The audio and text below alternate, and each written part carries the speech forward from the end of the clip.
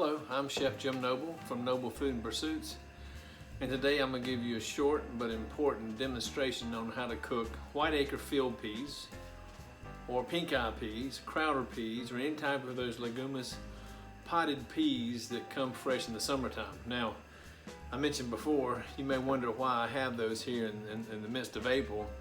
Is because all last summer when I was buying them for the restaurants and particularly for Noble Smoke, I bought as many as I could. I said last time 25, it may be 30 or 4,000 pounds we got to get us through the winter. And we're now getting to the end of them at a good time because summer's just around the corner. What we do is take these field peas and we will first blanch them in water. Now, I don't know why, when these peas have been frozen for a few days or a few months, when they start cooking again in chicken stock, they start giving off some kind of foam, and I'm not sure exactly why that is. That foam's a little bit, I don't know if it's from fermentation type thing that or a protective thing for the seed does when it thinks winter's coming. Nonetheless, if you take these peas and blanch them in boiling water and then put them back in chicken stock and cover the field peas just enough, or these are whiteacre field peas, just enough chicken stock to cover, and keep it on medium to low heat, just a slight simmer so the peas don't boil too hard and beat each other up, and they cook. They will go, just like a carrot will go from a raw taste to a nutty taste when it passes that point. All of these peas will go from a sort of a raw green flavor, not as pleasant as the nutty flavor that comes after they cook. Not to death, but cook enough to be tender. And it reminds me of the texture and flavor somewhat of bowl peanuts.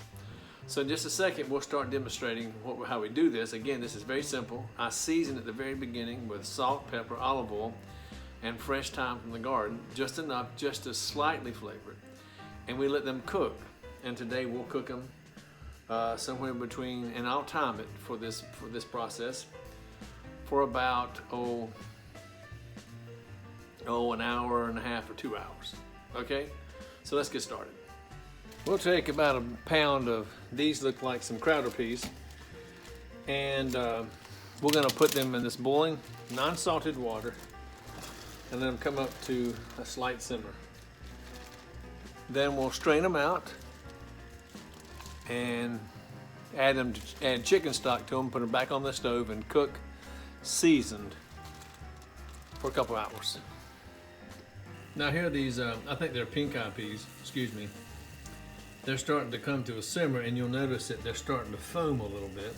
That foam is not the most enticing flavor in the world. It tastes a little bit like a little funky fermentation. And there's really no way to get it out. You can try to skim the foam if you try, but really the best thing we found is to let this come to a simmer for a few minutes, and then we'll strain it out. And then we'll put them back on the stove with chicken stock, salt, pepper, olive oil, and some herbs. Here's a little bit better picture of the foam that's coming out of these peas. Now's the time to strain them. Here we go. Strain them right through there. Trying to get rid of that foamy stuff. I'll rinse them off. There's that foam we don't want.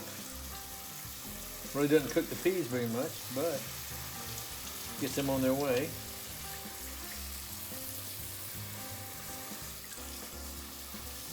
I'm gonna get all that foamy stuff out of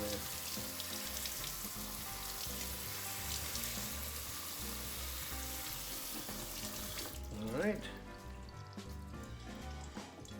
Now we're gonna add it back to a saucepan.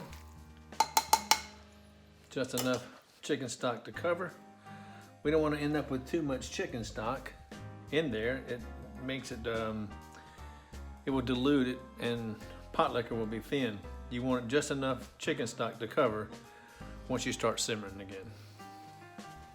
Back on the stove, in the chicken stock that we made from some of the chickens we butchered the other day. Anytime we break down a chicken, we take the back and the neck and any parts and make a chicken stock and reserve it for cooking later in the week or even that same day.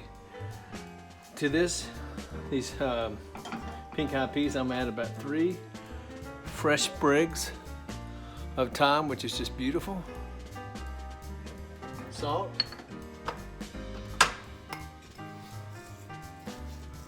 If you salt before you cook or as you start cooking, it doesn't taste like you added salt at the end. Pepper. And this is a trick that Karen taught me. Well, we learned together, but she did it first. Olive oil instead of butter, which is great. We'll bring it right to a simmer, which is starting. We'll lower the temp, and we'll let it simmer. Top on. This is a Le Creuset pot with a vent hole, so the steam will come out. The chicken stock will begin to reduce, and then we'll take these peas until they become nutty soft, and they're wonderful. These peas are my favorite things, and the Whiteacre peas, all-time favorite from the garden. We're about an hour in. The peas are cooking pretty good. Slow simmer. Pot liquor's getting flavorful, and we got a little ways to go. So we'll check back. We're just about hour and 45 minutes in. The peas are getting tender. I think that's about where we want to be. Good pot liquor, maybe a little too much, but they're tender, nutty.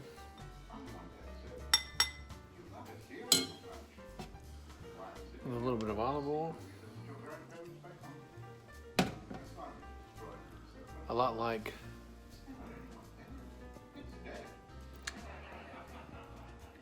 those good old boiled peanuts. Bon appetit.